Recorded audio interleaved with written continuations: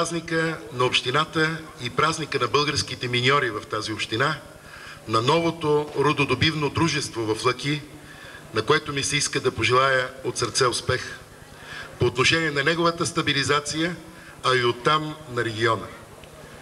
Искаме се на днешния ден да забравим тревогите, тегобите, неизвестностите. Искаме се да зачертаем тези, които чертаят апокалипсис за българските миньори, и ясно да ви кажа, уважаеми граждани и приятели, Конфедерацията на независимите синдикати в България няма да допусне и заедно с властта в тази страна, законодателна и изпълнителна, ще търси бъдещето на рудодобивния бранш в тази страна, неговото преструктуриране и оздравяване, неговата стабилизация, бъдещето на вашите семейства и на вашите деца.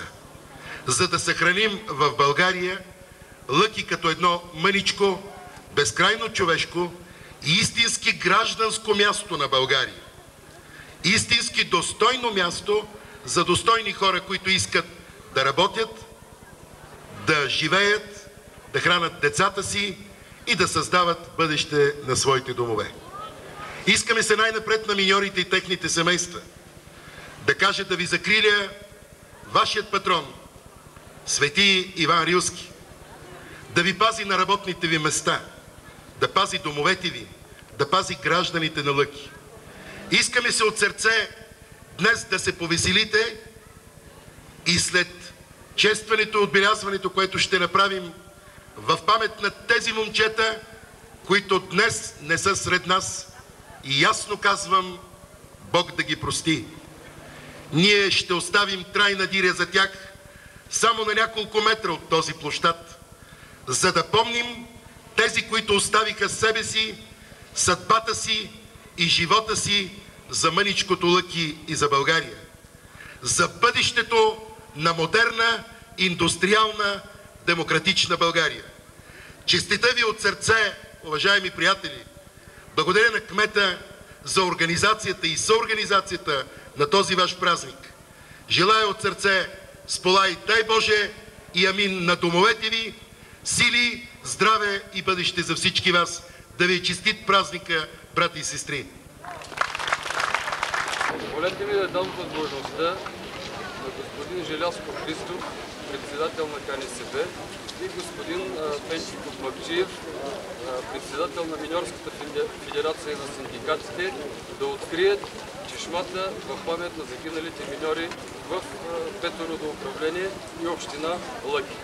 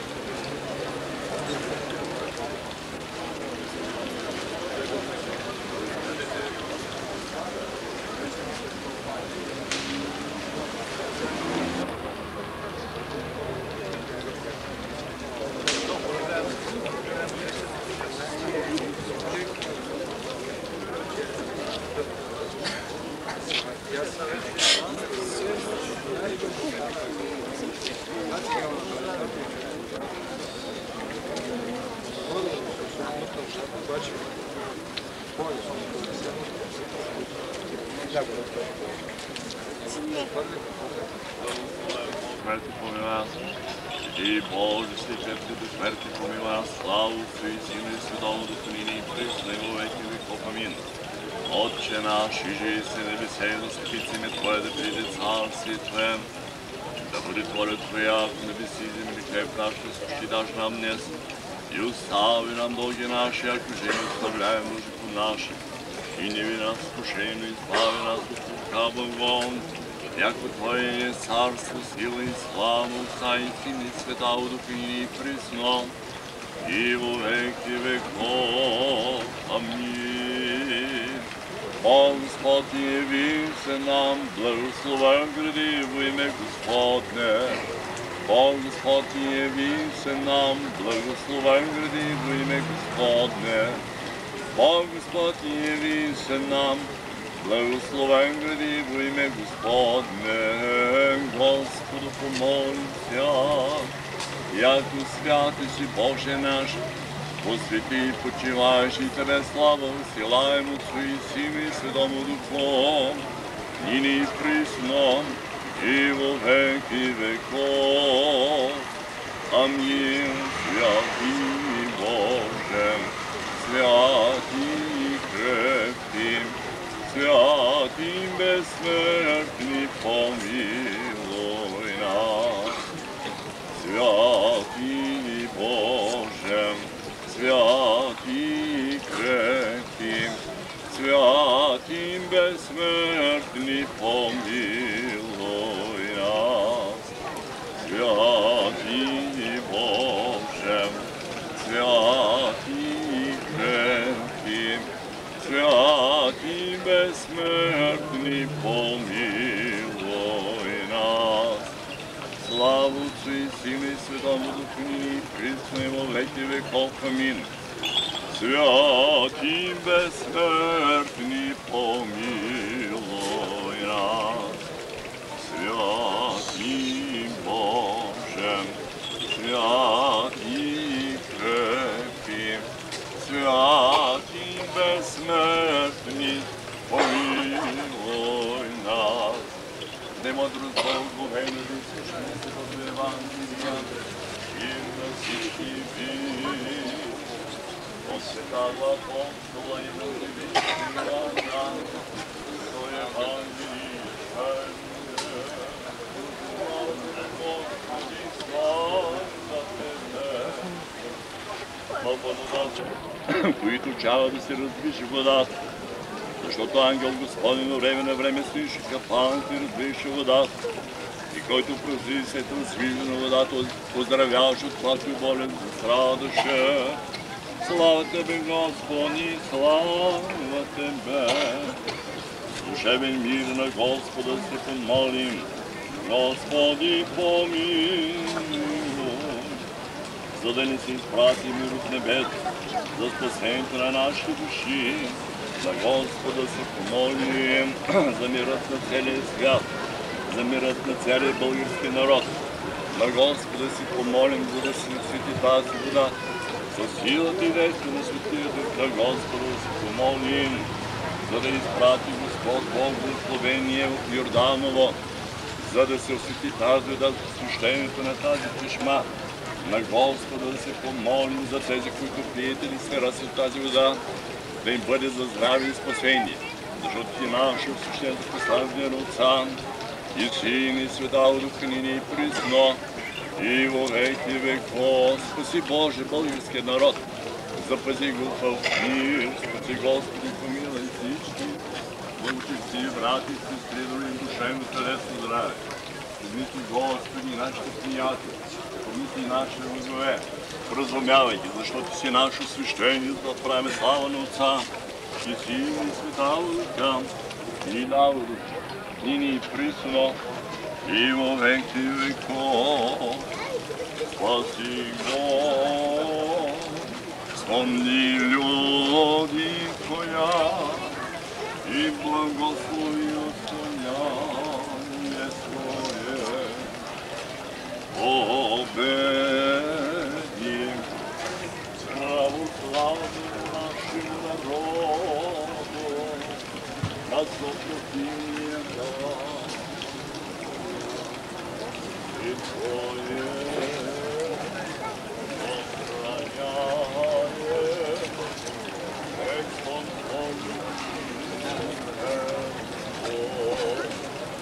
В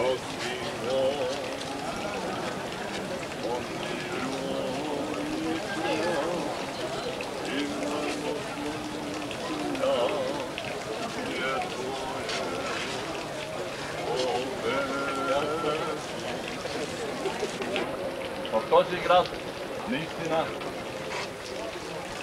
миньорите със своят самоотвержен труд творят за България.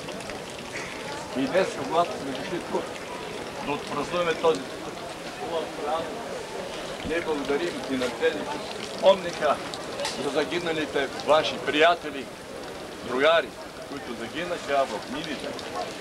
Тази чешма, която непрестанно ще тече, нека да спомни за тяхните подвизи, нека да ви спомни за тяхната доброта и винаги, когато пиете от тази вода, казвате от сърце, Бог да ги прости, вечна им памет. Честито, новата честна, да сте живи и здрави. Уважаеми гости, уважаеми приятели, дами и господа, скъпи брати и сестри. Аз мисля, че в днешния празник на Лъки това е най-знаменателната и най-човешка част от празника. Да се върнем към паметта, към спомена за тези, които ги няма сред нас. За всички миньори в България, които загубиха своя живот от десетилетия назад на работните места. За тези момчета и момичета и от Лъки, които продължават своята индустриална борба за съхраняване на своето предприятие, на своите работни места, за хуманизиране на своята работна среда. Аз съм сигурен, че ще пропусна мнозина. Но днес не може да не споменем имената на Емил Атанасов, Николай Бараков, Любчо Чолаков, Ивайло Цветков, Младен Топалов, Малин Боянов, Минчо Делчев, а тук са днес техните дечица, децата на Любчо Чолаков, един от последните загинали, Нели Димитър. Аз мисля, че тези дечица, тяхното бъдеще ни задължава нас като синдикати да направим всичко възможно, да стане човешка работната среда, да станат отговорни държавна, контролна, синдикална и менеджерска политика съотговорни за запазване на здравето на хората на тяхното работно място. Днес искам ясно да кажа, КНСБ не съгражда от онези паметници, на които вече са паднали и букви, които казваха колко е достоен, колко е героичен, а после тези, които казваха какъв беше труда ни, забравиха и миньорите, и труда им.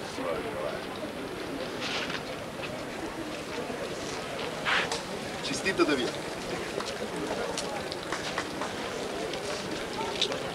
Продължава с програма пред културния дом и народни весели с виерска фолк-група. Заповядайте.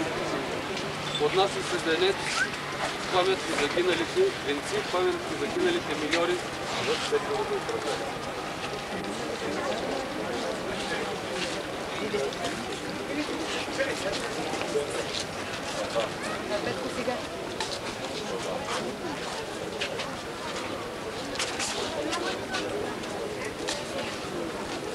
Предлагам с едноминутно мълчание и падане на колене да почетем паметта на загиналите миньори и работници в Брусо, в град Лъки и общината.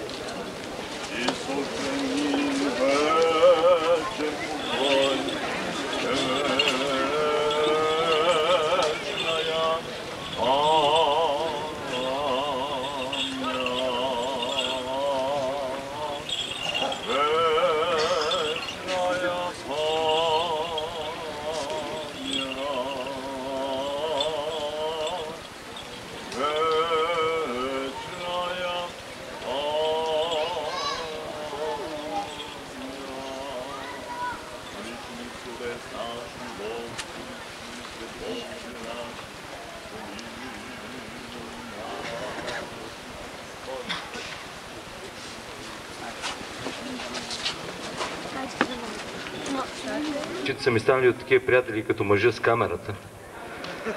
Баджо, добър ден.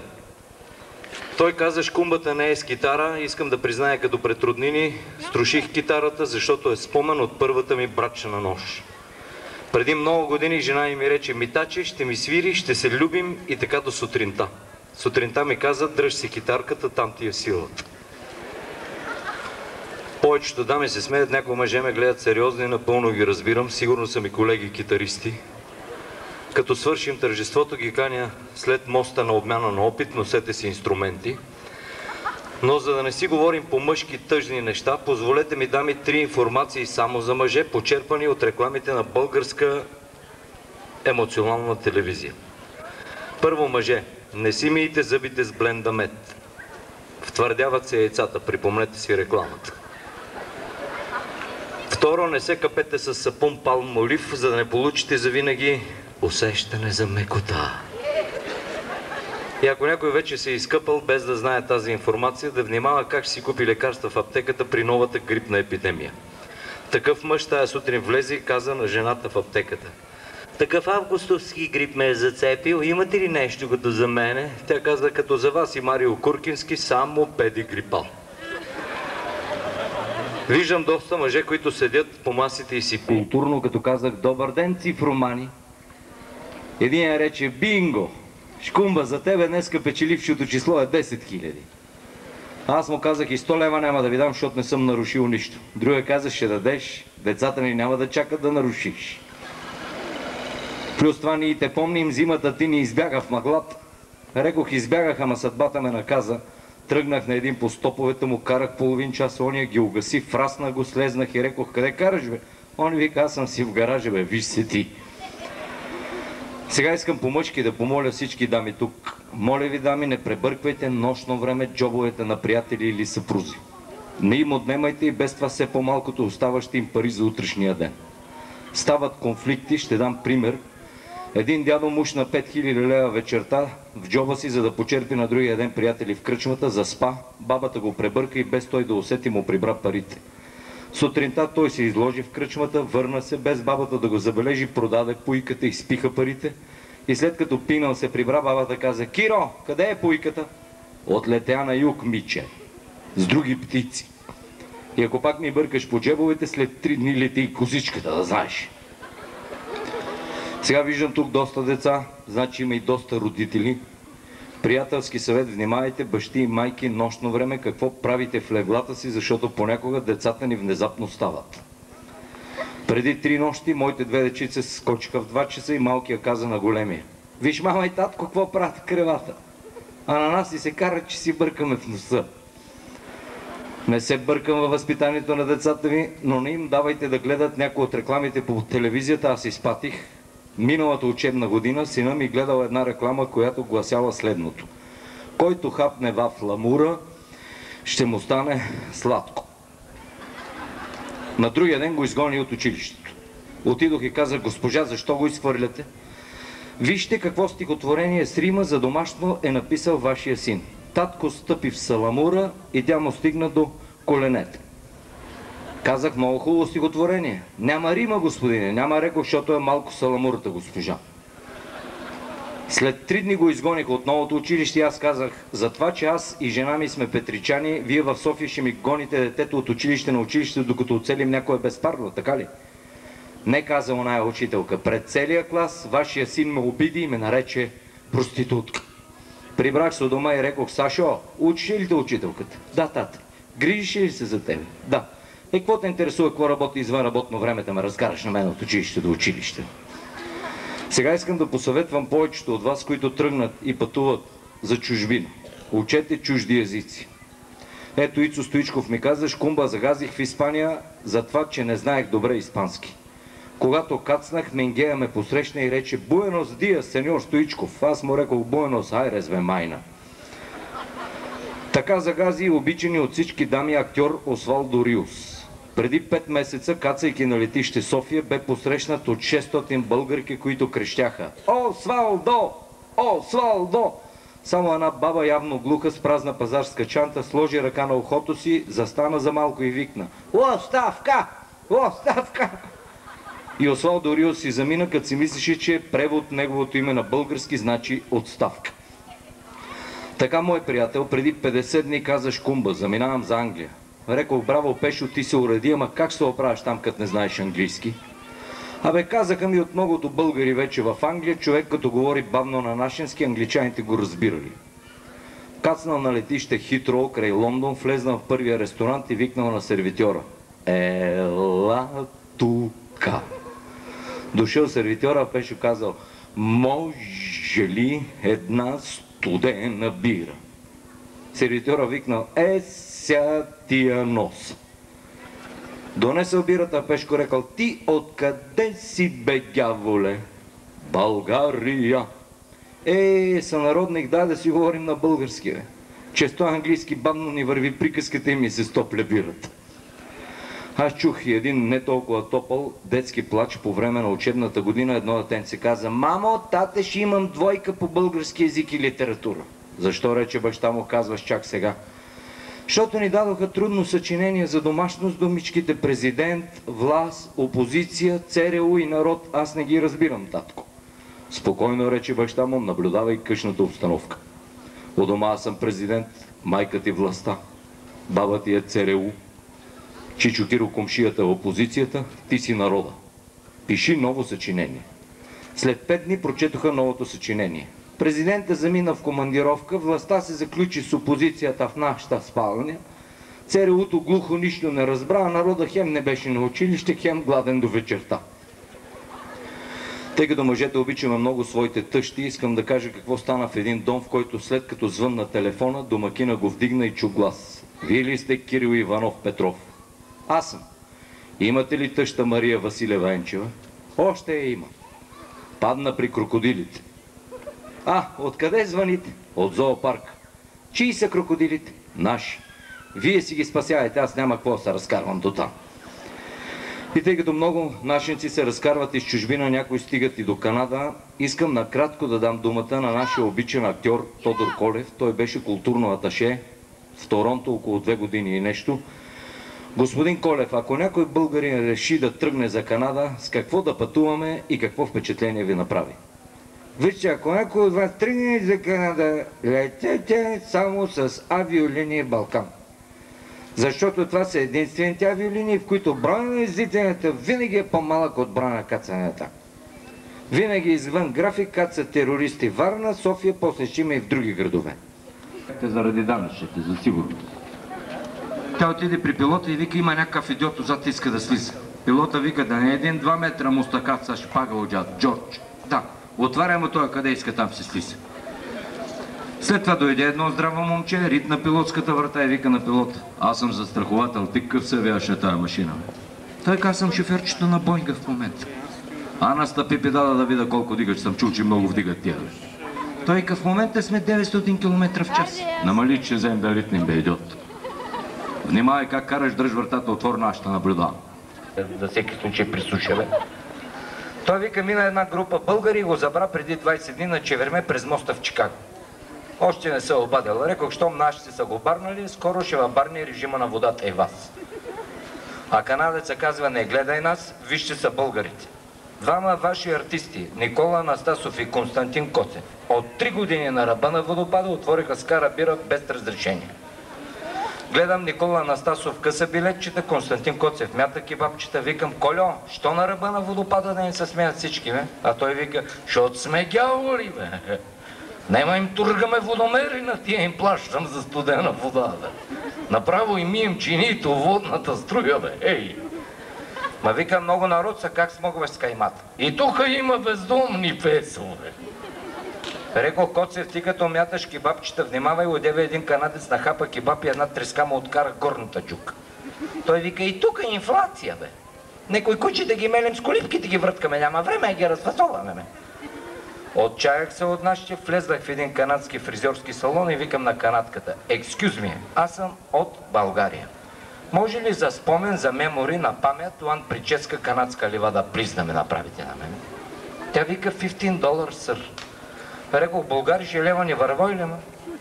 Имам сега едни 10 000 нови, Петър Берон се ококорил страшното нощно време, като ги покажем на децата, се стряскат и лягат преди лека нощ децата, пестим електроенергия. Завчера намерих една банкнота напечатана от едната страна, звъна и викам: ало, БНБ ли сте? Те викат: бяхме, вече сме било някога банка, питай.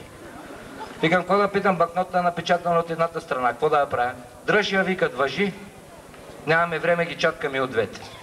Скоро приема, Бургас мъгла, Варна кацнахме на свлачището. Гледам на брега един реве, друг се смее. Викам: как действа природното бедствие различно на хората? Ти защо ревеш, бе? Той вика: там ми потъна преди 3 месеца вилата, чакам някоя вълна да я дигне, кермитките да прибира. Викам: ти му се подиграваш и се смееш. Другия вика: не бе, в живота е така, бе, на един откарва, на друг докарва, бе. На мен, знаеш ли на празното място каква ми докара от горния скат и Як 16 изкарахме, се чуда как да я бетонираме сега. Ние ще бетонираме времето на печа. Аз искам сега в програмата да ви представя най-малката участничка днес. Едно малко момиче с име Победа, Виктория, 5-годишната Виктория, която ще ни поздрави с 3 родопски песни.